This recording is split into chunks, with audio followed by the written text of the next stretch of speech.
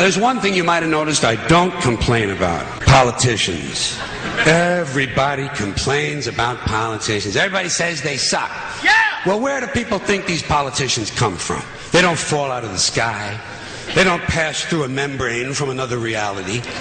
They come from American parents and American families, American homes, American schools, American churches, American businesses, and American universities, and they're elected by American citizens. This is the best we can do, folks. This is what we have to offer. It's what our system produces. Garbage in, garbage out. If you have selfish, ignorant citizens, you're going to get selfish, ignorant leaders. And term limits ain't going to do you any good. You're just going to wind up with a brand new bunch of selfish, ignorant Americans. So maybe it's not the politicians who suck. Maybe something else sucks around here. Like the public. Yeah, the public sucks. There's a nice campaign slogan for somebody. The public sucks. Because if it's really just the fault of these politicians, then where are all the other bright people of conscience? Where are all the bright, honest, intelligent Americans ready to step in and save the nation and lead the way? We don't have people like that in this country. Everybody's at the mall, scratching his ass, picking his nose, taking his credit card out of his fanny pack and buying a pair of sneakers with lights in them. So I have solved this little political dilemma for myself in a very simple way. On election day, I stay home. I don't vote. I don't vote. Two reasons I don't vote. First of all, it's meaningless. This country was bought and sold and paid for a long time ago. And secondly, I don't vote because I believe if you vote, you have no right to complain. People like to twist that around, I know. They say, well, if you don't vote, you have no right to complain. But where's the logic in that? If you vote and you elect dishonest, incompetent people and they get into office and screw everything up, well, you are responsible for what they have done. You caused the problem. You voted them in. You have no right to complain. I, on the other hand, who did not vote, who, in fact, did not even leave the house on election day, am in no way responsible for what these people have done and have every right to complain as loud as I want about the mess you created that I had nothing to do with.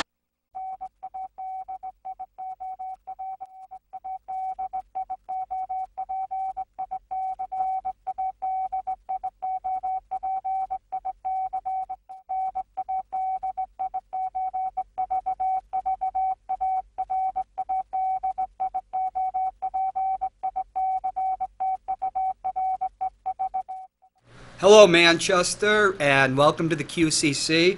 We're going to be discussing the environment shortly with Catherine Corkery of the Sierra Club.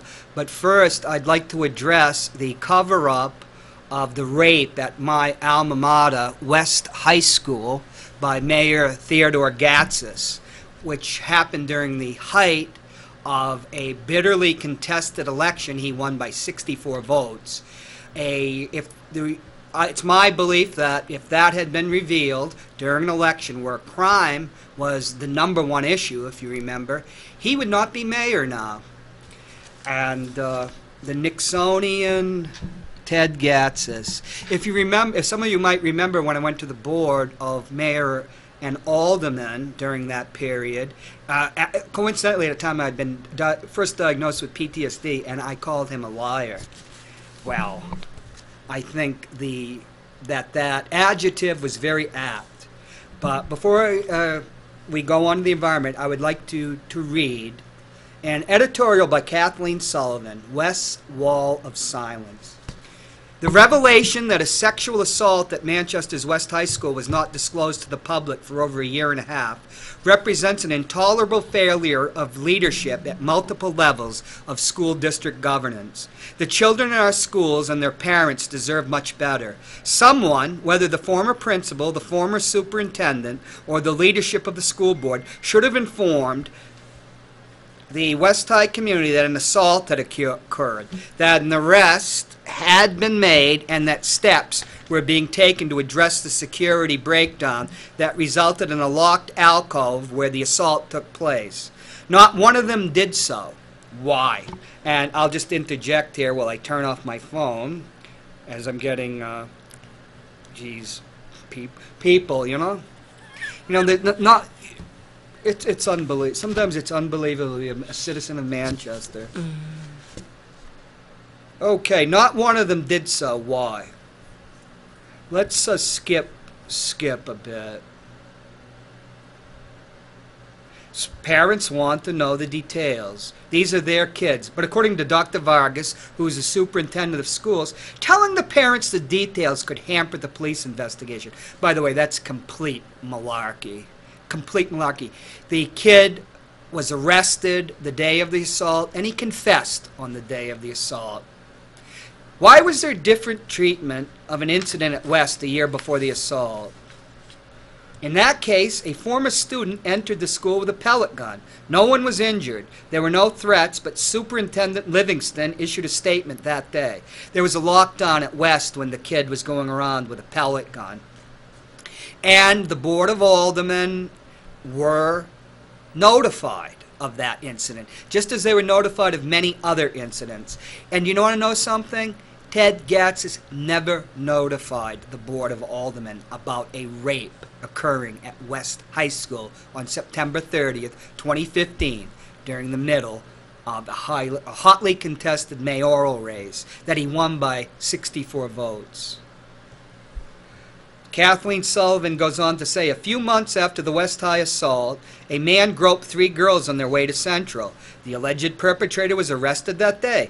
Livingston sent email alerts to Central parents.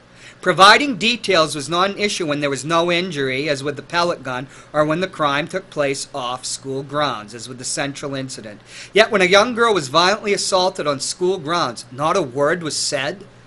Then there are statements by Manchester School Board Chairman Mayor Ted Gatzis. Gatzis claims he did not know about the sexual assault. Chief of Police Nick Willard contradicted the mayor, saying he told Gatzis about the assault twice. Gatzis, this is my interjection, having been revealed as a liar, backpedaled, saying he only knew there was an incident, but not the severity. Which is worse? Either the mayor is not telling the truth, or he showed an amazing lack of curiosity about an incident at one of the city's schools. Chief Willard has a reputation as a straight talker. There is no reason for him to fabricate the content of his conversation with Gatzis. Also, despite being mayor and school board chairman, Gatzis does not think it was his job to inform the public. He points fingers elsewhere. Reports of a serious crime should come from the school administration, he said, because he is not so sure it should come out of the mayor's office. Remember, Ted Gatzis is the chair of the Board of School Committee. Kathleen Sullivan, who's an attorney, says about the quote of Mayor Gatzis, which we'll repeat again. He said because he is, and this is a direct quote, not so sure it should come out of the mayor's office. There is an error in that logic. He's the mayor and the school board chairman. According to the rules of the New Hampshire State Board of Education, which also are appended to the rules of the Manchester School Board, the board is responsible for maintaining the schools and educational environment in a manner consistent with acceptable standards of health and safety. Given that responsibility, shouldn't the head of the school board let the public know there has been a safety breakdown? As the head of the school board, should Gatzis not have insisted that the administration inform the public? Speaking of the school board, where were the rest of the members when nothing was disclosed about the assault? Now remember, a email was sent to the school board members, but I don't believe they were fully informed that it was a rape. They knew about it. The assistant superintendent emailed them. Did it not occur to any of them that the public should know that a serious crime had been committed in one of the city's schools? Instead of blaming each other or making excuses, the mayor, the school board, Dr. Livingston, and the former principal owe the West High community and the city at large more forthright answers as to why this assault went unreported. They owe that respect to the children and parents of Manchester. Like I said back during the election, I went before the board of mayor and aldermen and called the mayor a liar. The idea that Ted Gatzis did not know that a rape occurred, that's a lie. It's a lie. Let me tell you something. I was an editor at Oxford University Press. I've edited many books. They call it a rhetorical strategy. In Ted Gatzis trying to cover this up once again, covering up the cover-up. He says he wasn't informed of the severity of the incident, a sexual assault. This kid, who's now 19 years old and convicted, was indicted for rape. Are you telling me that after the first hour or so, when the incident occurred, and this kid was arrested on that day and confessed, you're telling me that in the entire time between September 30th, 2015 and now, Ted Gatsas never knew a rape occurred? I said Ted Gatsas was a liar back in 2015, and I'll say it again. Ted Gatsas is a liar. Let's roll the other video and we'll get on to the environment.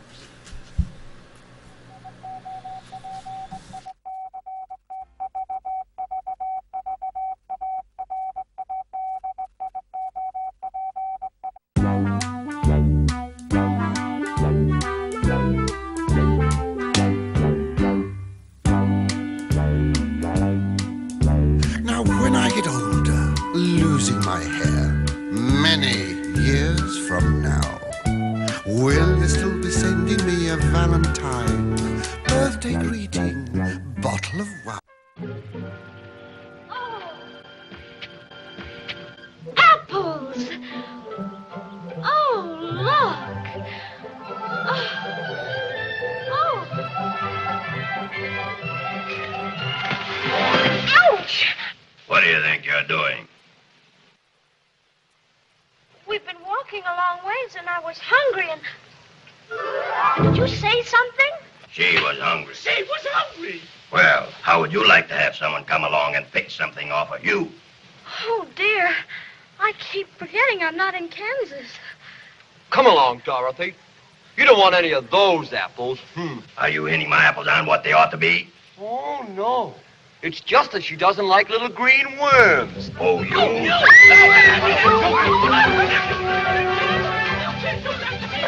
I'll show you how to get apples.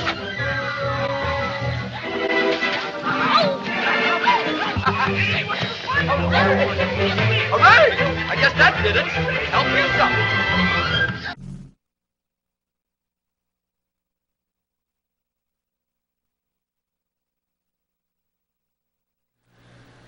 Hi, and welcome back to the QCC, where I guess we're going to Catherine Corkery. Welcome back. Hello, thank you. I hope you have some better news than you did last time. Oh, Tell us about not the head so of the... much. Does the EPA still exist? Currently in paper it exists. Thank you for inviting me to come over and talk about the budget Which in budget Congress. are we talking about? Federal budget or a yeah, state budget? The federal budget. The EPA, in the proposed budget... From that famous, proposed by the fuss budgets and the Republican Party in Congress? The one and the same. Does this have anything to do with the fuss budget in chief, Donald John Trump? Well, he's definitely asserting his influence. They have proposed a budget that would reduce the Environmental Protection Agency's budget by 31%. And that kind of cut is will be felt by the most vulnerable in our communities, because I think one thing that we forget... Because rich people don't live next to factories or places making chemicals or Superfund dumps. Right. The thing about environmental laws, the Clean Air Act and the Clean Water Act and the Superfund, is that they're health-based. They're yes. there to protect our health.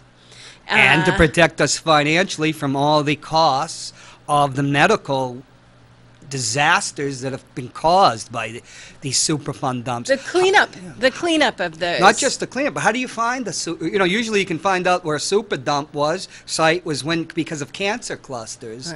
Right. Right. The human experiment Yep.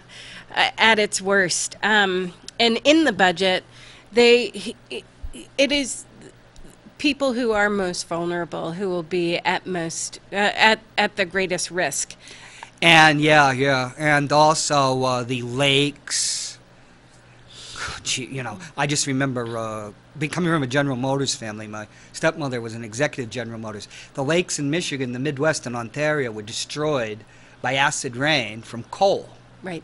And we all know that it's too expensive to actually put those. You can put the scrubbers on, but they're not as effective, and they're very expensive. Yet acid rain has been cut back in a generation. Oh, destroyed all those beautiful lakes. Actually, the claims The claims. that a sulfur scrubber would bankrupt a utility were all proven wrong. Oh, really?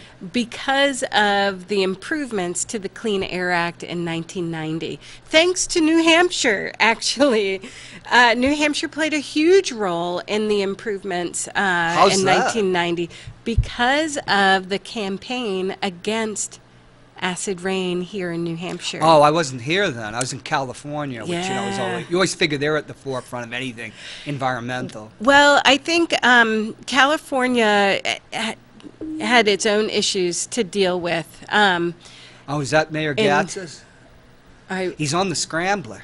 Oh, do you have a call? Do you want to get it? I don't know what that was, do I you? don't know. We heard a tone over here. Maybe it's aliens. Could be, you know, we're having some incidents now where ghosts are actually communicating with our aldermen and leading them to bad I didn't know this. policy decisions. Wow. Okay. You know, you could News ask to Glenn me. R.J. Olette about that, the people's mayor. Oh, okay. I'll do that next time I see him. Okay.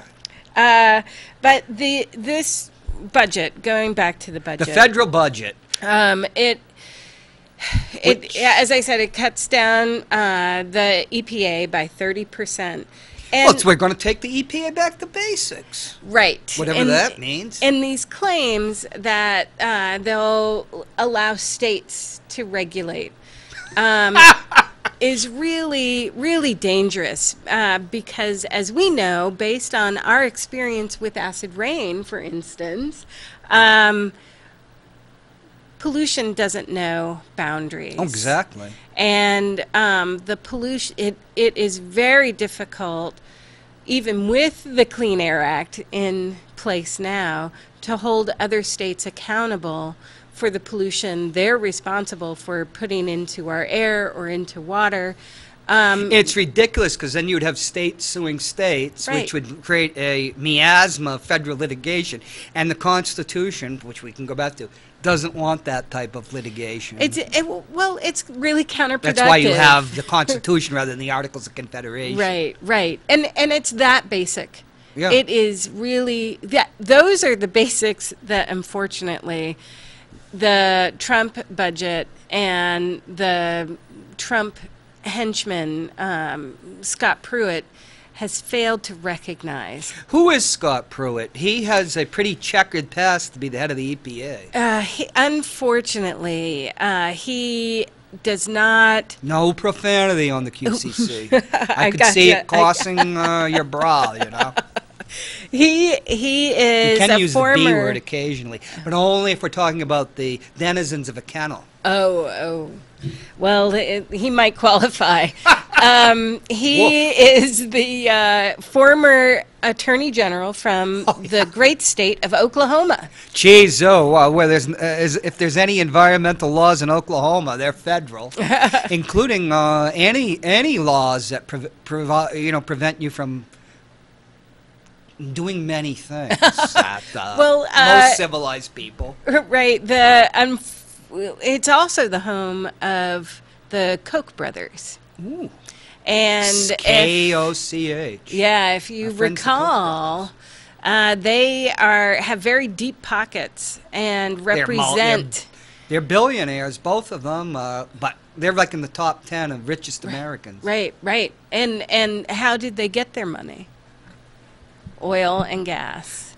Yeah, you know. So they have very strong ties with Mr. Pruitt, and it shows in this budget, and it showed when he was the Attorney General of Oklahoma. Kathy, I can't believe that you would say that there's some link between the Koch brothers and Pruitt, the head of the EPA. Why the fuss budget in chief? Donald John Trump said he was going to clean the swamp, or was it drain the swamp? Drain. Well, he's not going to clean it because that would take the EPA. He's going to drain the swamp, so there isn't this types of conflicts of interest. Unfortunately, this one is sitting right in front of him. Sure, this isn't fake news. I am positive Okay. because this is when it comes to the EPA. This is about Are you sure our the public sun came health. up today? It did. I saw it. There I was don't know, Fox there was a News solar spill in my office. I don't know. Did you see the I sunshine? was just on Breitbart News, the site, and they said that the rumors that the sun came up are exaggerated. Exaggerated. You progressives, claiming that the world is round and the sun comes up and goes down. Whoa. Well, I know tomorrow the sun will come up. And I'm not so sure myself. I'm pretty sure, and maybe I'm more of an optimist. But You don't believe in science, do you? there's that as well. You know, interestingly, science is part of the Constitution, but we won't get into that. That's another show. Well, you know, Jefferson and all them, they actually believed in science, but, you know, The science. they owned slaves, so to hell with them. Let's go on. Moving right along. I think what is really going back to those most affected by these cuts, Clean Water Act, Clean Drinking Water Act. These are things that here in New Hampshire we truly depend. We have older infrastructure. Oh, yeah. We saw We have what pipes happened. here in Manchester that are from the 19th century. Hey, They there were you going. go. They were thinking of replacing them, but they said, "Oh, they're fine." Remember, this is a city that when the Sylvania site, which was light industrial, and they decided, well, Manchester doesn't have any light industrial. We can't get BAE or anybody, but who'd want them, right? Who'd want those type of jobs and that type of tax base? We'll sell it to a strip mall, to a developer that friends with the mayor. Well, you know, and then Sylvania, they had radium there, but they took Jim Roy, a former alderman and former captain of the fire department, and a friend of Mayor Gatz's. They took him to a meeting. He said, "Oh, everything's fine." So they sold it, and they'll soon put up the strip mall. Wow. Yeah, so, you know, maybe some of these things you're worried about, radium and bad water, are exaggerated. They're not.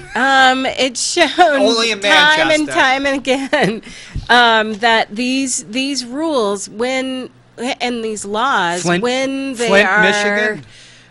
they are done correctly, and when they're not polluted or Circumvented, like in Flint. right, or manipulated by politics and by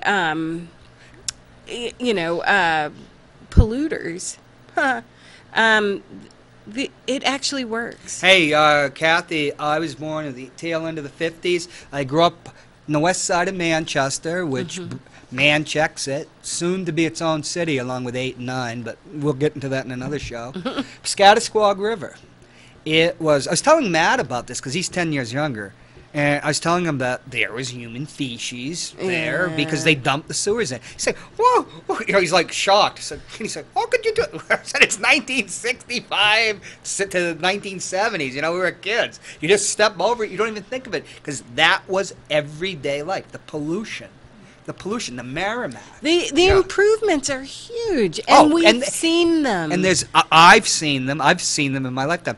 L.A., I've seen the improvement. When I was a kid in 1971, Father drove my brother and I down to Florida on 95. Aside from seeing the Wambeck Mills, which used to be in Manchester, in North Carolina, which my father pointed out, which was a shock, the pollution in cities, like you'd go to New York, that was bad. New Jersey was like a toxic dump. The color, thank God I'm colorblind. It was like, geez, what color is it? Yellowish or something. You could barely see, and it stank. Then you go to Baltimore, you can barely see, and Washington, D.C., they were so polluted. Yeah. And I remember back in 1991, I went by my honey then. We're driving down from Malibu to Los Angeles, and her her father says, "Hey, there's not much smog," and I'm looking, and there's a huge cloud over L.A. And I whispered to her, "What's he talking about?" And she whispered to me, "Well, John, if you can see the skyscrapers in L.A., that's considered a good day." A pretty good day. But it is a lot better now. And you know, Father could not live in Los Angeles. He's 75. He has asthma. Actually, disabled veteran because of that.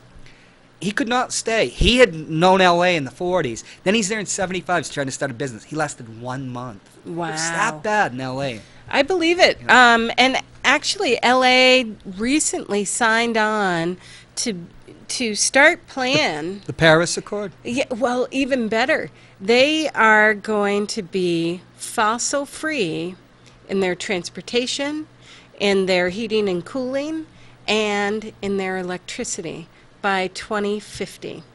Oh, yeah. It takes time. It sounds like, very far away, but a big city like that, you have to plan. Well, the rollbacks of regulation began under George H.W. Bush. Then again under George W. Bush. So California and L.A. had to take matters into their own hands. And they actually, hideous. Absolutely. And California actually had an EPA before the the California United EPA. States Yeah. EPA. Oh, yeah. L.A.'s a bowl, and it just right. catches it. And then Right. you've got it's just, when you live in L.A., like me, I have allergies and some asthma. It's like, you have got to pick where you're going to live. Yeah. Even now. Yeah, right. People die. The improvements. People die in Los Angeles, and they die in other cities when there are these inversions that they just keep that horrifyingly polluted air close to the ground. Right, and that Older and happens people and in Keene, New Hampshire, in No the kidding. wintertime. No kidding. No kidding. See, there it's, wow, yeah. And that is actually all about the wood stove. Oh, yeah. And it's that particulate Particulate, yeah. that gets Is- inverted. Is that regulated by the EPA?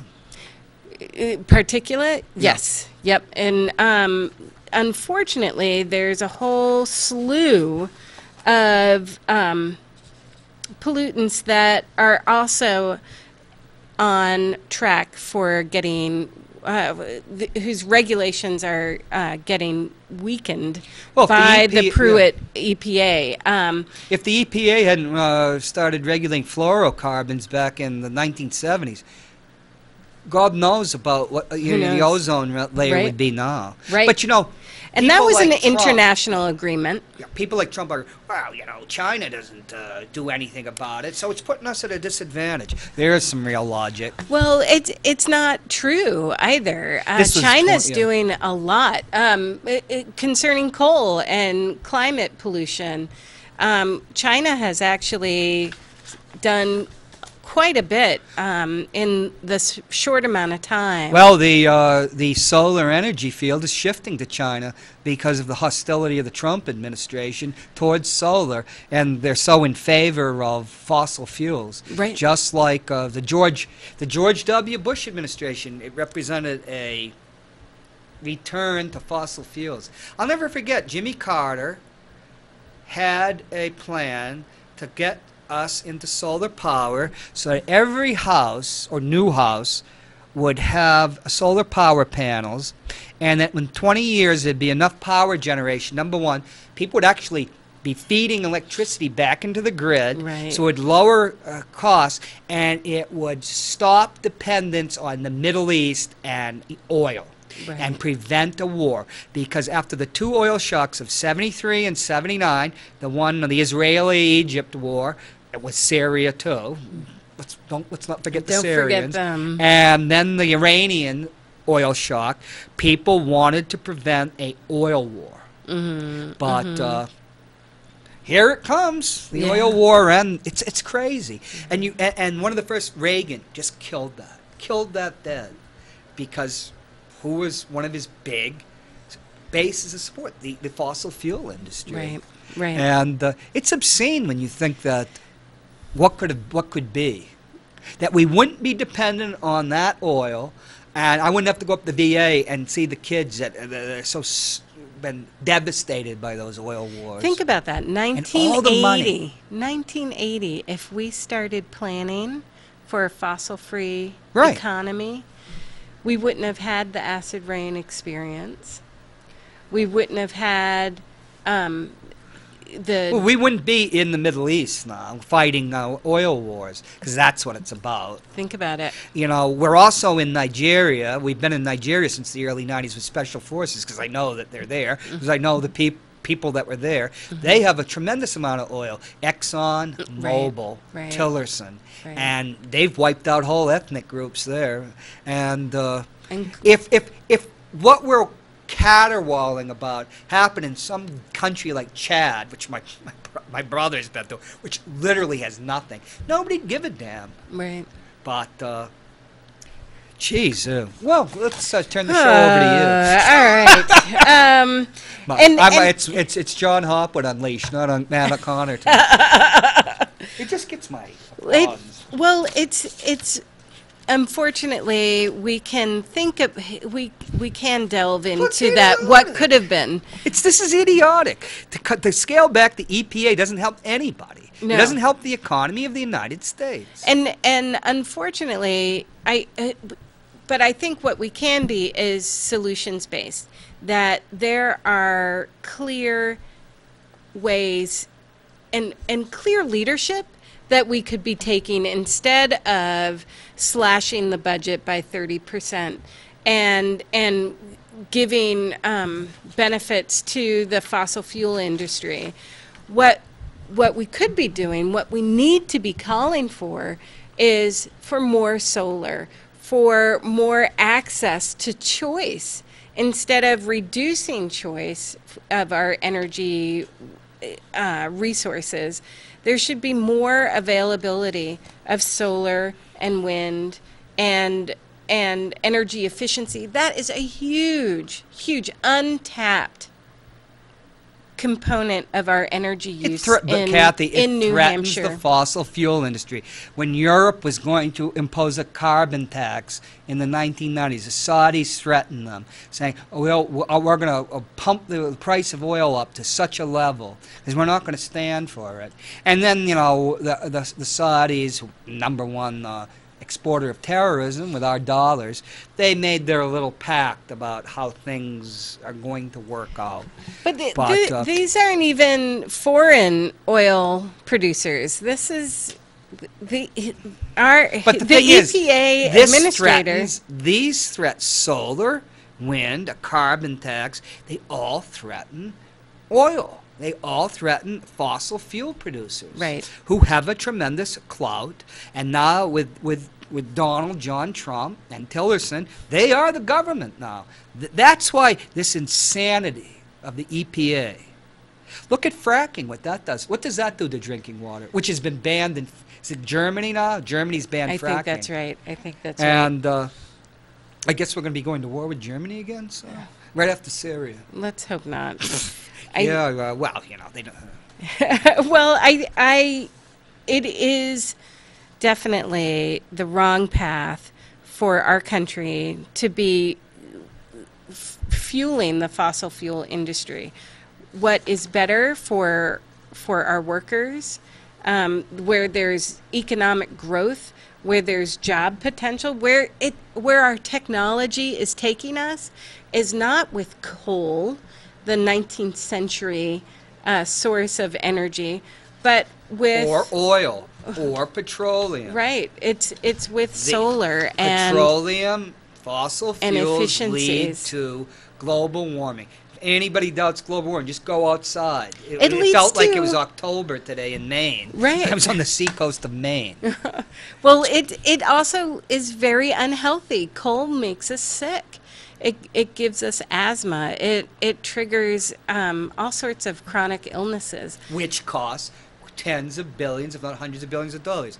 And global warming costs the property and casualty insurance company tens and hundreds of billions of dollars. Right. I'm surprised that I remember they were, after Hurricane Andrew, which was a tremendous, what was that, The early one in 90s, Florida? Miami, Yeah. $5 billion worth of damage. They started really financing the helping finance research into global warming, because they wanted to stop it.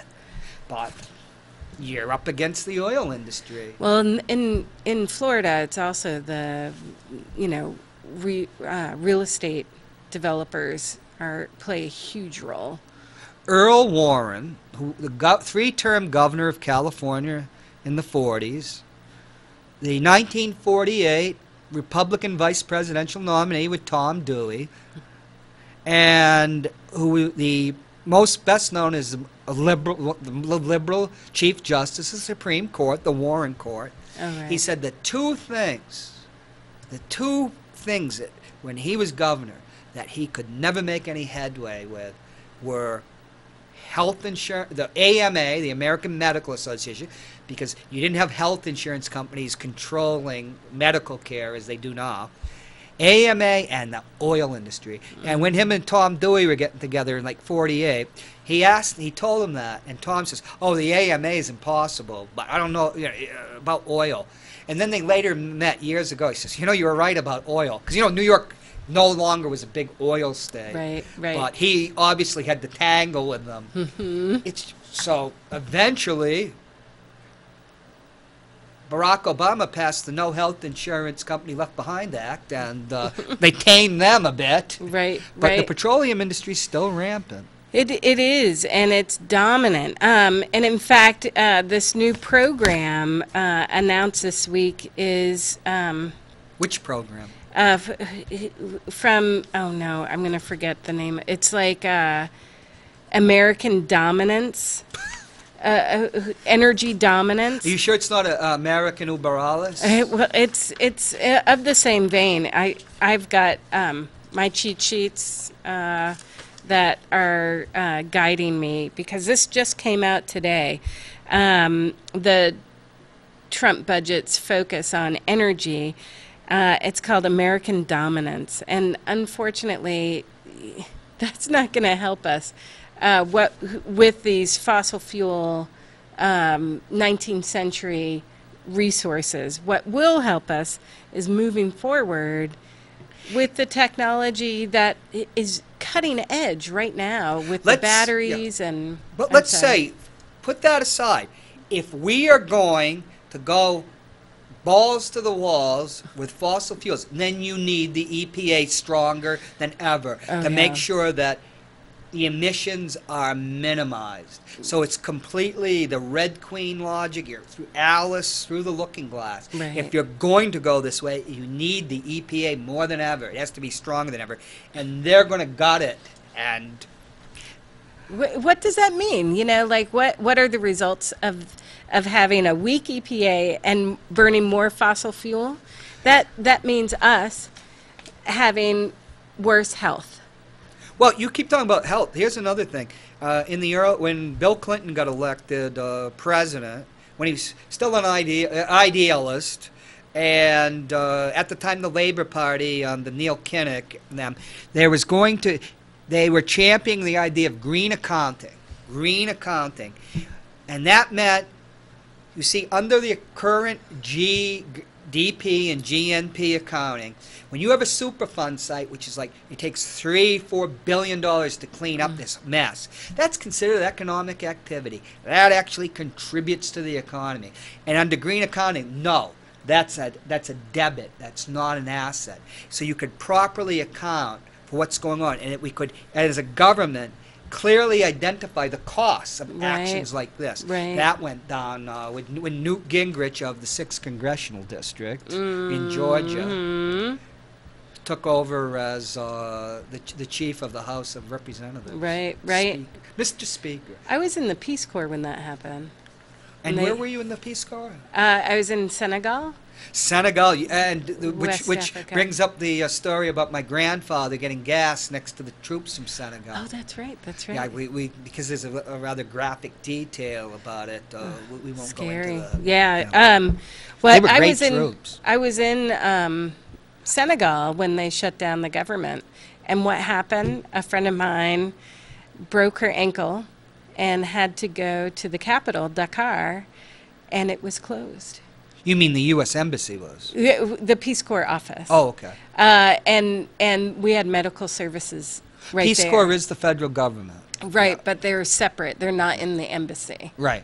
We are not. We are I ain't.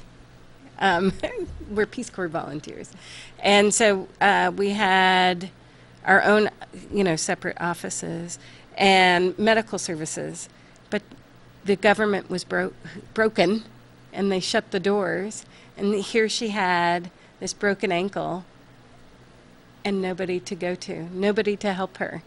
And so we had to call people at their homes. You couldn't go to the Canadians or something. You must have had doctors there, right? Yeah. We and backups. Right. Would you have American doctors at the? Nope. See, when you're in like Russia, there's Canadian, Brits. Well, I think Russian doctors aren't French. used for. We had a lot of French. Wait, Senegal. Expats. Did you speak French?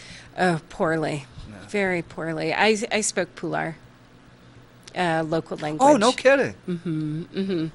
But Newt Gingrich shut down the government and shut down Peace Corps when I was there. The world of Donald Trump. Through the looking glass, Newt Gingrich, 2 ex-wives, 2-time an adulterer. His wife has been nominated by Donald John Trump to be the ambassador to the Holy See, even though she admittedly committed adultery with Newt Gingrich and is married to a divorced person. Ain't things weird? That's interesting. Wow. Well, they say I guess I didn't Trump know wants that. to get rid of him. Can't they send him to Senegal? They might lynch him. They're very, very welcoming people. You know what? I interviewed Newt Gingrich, was around him, and he is a bright guy, but kind of like me, or he can't go a whole hour without his true nature coming out. Oh. With me, it's the PTSD, excitable, I should use the excitable boy or Zavon for my song.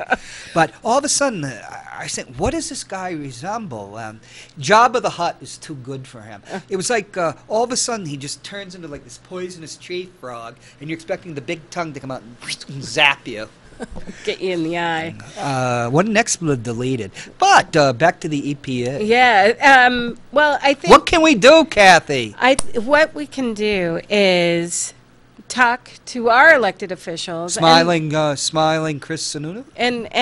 And let them know, because the thing is, when you're talking about people's health, when you're talking about turning on your faucet in your home, it should be safe. You mean it shouldn't be flaring it shouldn't be able to light on fire. Because gas for is pouring out after fracking. And it shouldn't be full of lead, poisoning children. That'd be something. My mother, That 2 is times, amazing. 40 years apart, put her head in a gas stove to see if it... See if it was See on. if it was on, and it clogged. She's got blew her hair to cinders. You'd think she'd have learned. Oh my gosh. John, Just imagine if that had happened. But I think call me an optimist. Call me irresponsible. That's actually an Oscar-winning song. But I think letting our elected officials know that this is unacceptable, to reduce the EPA's budget by 31%, to let polluters go unchecked, is our elected officials need to know that that's unacceptable. There's got to be research of what the cost, the health, and that will be. Oh, it would be exponential. Tens of billions. So what's Smiling Chris Sununu doing about this? Well, we have. This will be so if this happens, this will be downshifted to the state of New Hampshire. It will. Just throw people off Medicaid and. I will say I commend the governor for. Smiling Chris. For nominating and confirming the new New Hampshire Department of Environmental Services director. It's not commissioner. Some loon from the reactionary, right? No, it is not. It's not somebody Bob Scott with is his name. Wears a tin hat. No tin hat for Bob. No, he's a veteran actually. That doesn't mean anything. I'm a veteran. But he is familiar with the agency. Just an aside, of course, the state of New Hampshire doesn't have any Department of Veterans Affairs. The politicians all love veterans. Yeah, right. Yeah. Interesting. Where's this guy Side come note. from? This He actually, so it's Department of Environmental Services. He was a commissioner over at the Public Utilities Commission. Oh, wow. And before that, he did work at the Department of Environmental Services in the Air Resources Department. And he's very knowledgeable about the regulations and about the agency. And he was a good choice for Governor Sununu to bring forward. And I was happy to see the nomination go through, and I am looking forward to working with Commissioner Scott. I think he is reasonable, and I hope to work with him on improving the different programs around, like the Regional Greenhouse Gas Initiative. I thought Sununu was going to kill that. Well, Isn't it already dead? It is not. It is not. There was a proposal to repeal the RGGI program.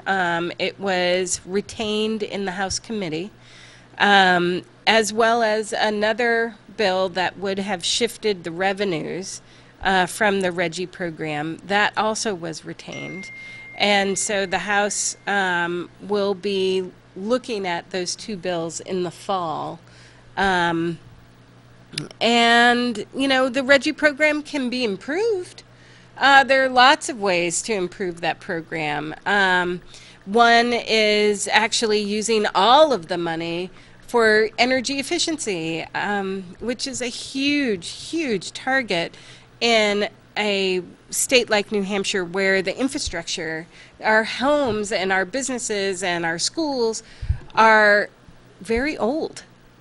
And they're leaky. Oh, I get it now. And the insulation. Yeah, is you know not what that is up to there's par. this big new industry about creating energy efficiency with all these contracts of state money that can go to campaign donors. I know all about that. So there is a big boodle. Otherwise, why would the Republican governor support that? You lost me. There is now a field about energy efficiency, particularly in schools. Like Gatsis has every school in Manchester has to have its own energy efficiency plan. That's because there are consultancies that, for a cost, will provide you with the services. It's a great potential market over tens of millions of dollars that can go to, like, say, Eversource, which is now unregulated and can move into there, or other companies outside. This is a little battle that's been going on for about 2 years now. Mm-hmm. So I was wondering, why would a Republican governor do that? Oh, the boodle. There's plenty of money that can be passed to each other. That's an I'm not saying it's bad, but why would a Republican governor, it's not a concept, Kathy, it's real. Well, so Kathy, the amount of money that goes to schools from RGGI is limited. No, I'm talking about their actual, this is a market for a certain type of services. Right, it's energy efficiency. Right, and why would a Republican be supporting that? Because there's lots of money to be made. Well, I think it is a people. market that is building, and there's a huge demand. My house, for instance, my house was built in the early 1940s, and it had this like particle board insulation and the exterior walls, and lots of space. And space is not something you want when you're trying to heat your home. And through the RGGI program, I applied to my utility to increase the insulation. They paid for half with the RGGI funds, and I paid for the other half. And now it takes less energy to heat my home in the wintertime. But yeah. And that's good. And I'm not saying that the ends aren't bad. I'm just saying why a Republican governor would support such a program. I think we've had Democratic governors support I'm not saying this they as aren't on the well. boodle either. Just go to a different group of people. So I'm not sure. There's a cake out there, Kathy, and somebody's got to devour it. Well, there are these altruism revenues. Usually is The revenues related to economics. Well, the revenues are there to improve energy efficiency. Where does for the Reggie money schools. come from?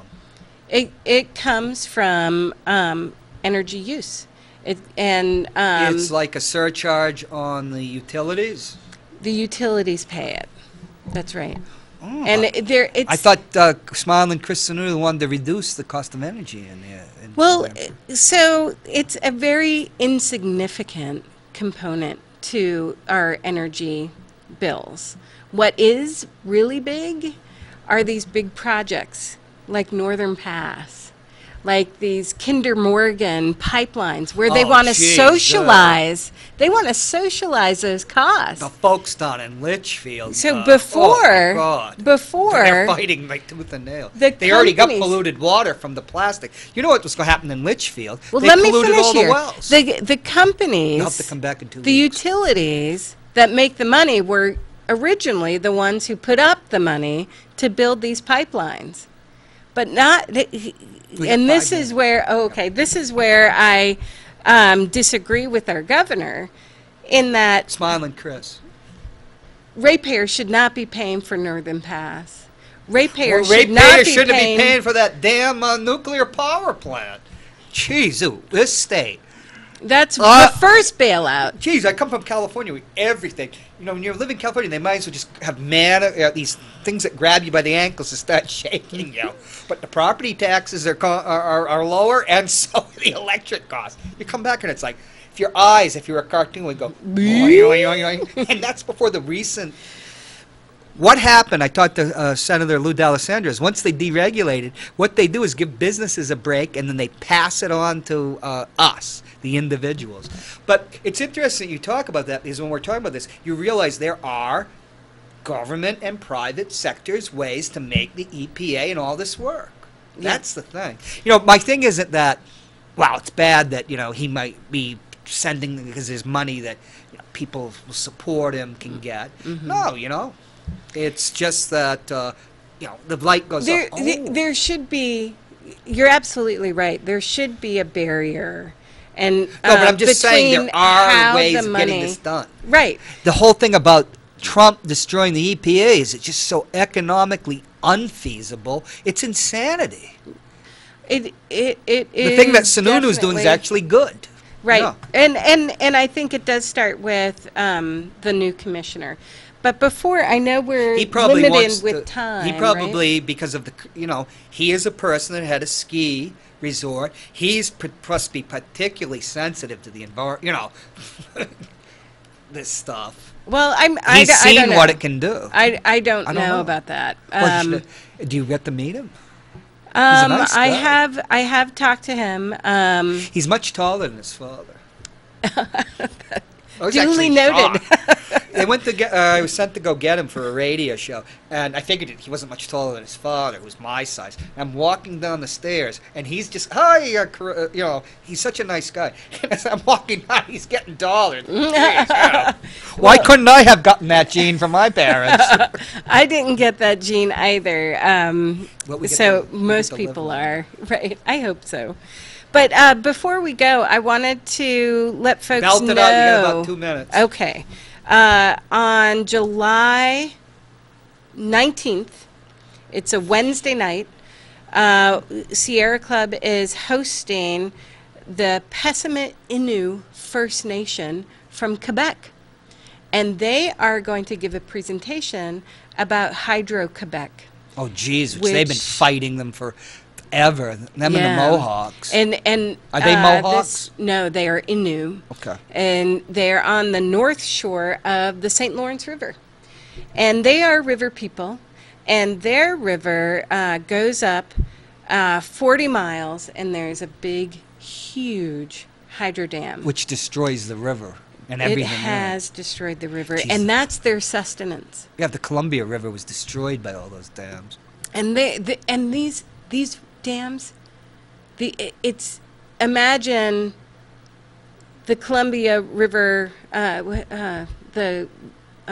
what's the name of that dam? The Columbia. There's so many. of them. Right, but the big one at Hood Valley. I know what you Hood mean, River. but I'll we remember. don't have to remember right now. They're 100 times bigger, and the amount of water being held back is 10,000 times And more. they don't even, they don't need that. And what it does is it gives cheap energy to the aluminum industry, But it's which not is that cheap. right, which is not cheap. It would be like, let's say, aluminum beverage cans. You can make steel as thin, and it is much more energy efficient. yeah. It is a subsidy and a destruction of the environment and a subsidy to an industry that's aluminum that is completely inefficient. So this event Crazy. is at the Nashua Public Library on July 19th at 6 p.m. And they will be talking about Hydro-Quebec and the impacts it has had on their community and in their traditional territory, as well as on their reservation. Hey, can we get you back July 18th or the 11th? You know what? I have such a crazy schedule. You can come in via Skype or just call in. Oh, maybe. You don't actually have to come here and deal with us weirdos. You're not weird. For the record, I really enjoy coming. But let me check my calendar. Next month is crazy busy, which isn't bad.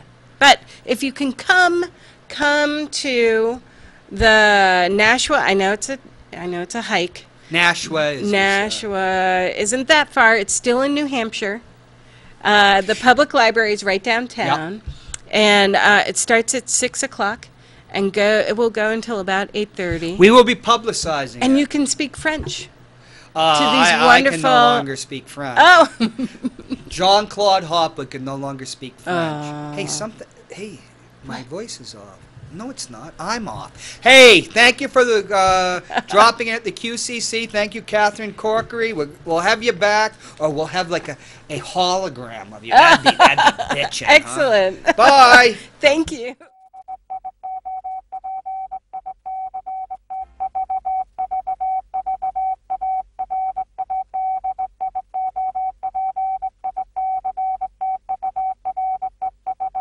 Beware of the big green dragon that sits on your doorstep.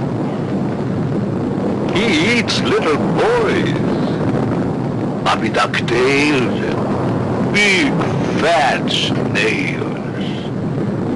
Beware. Take care. Beware.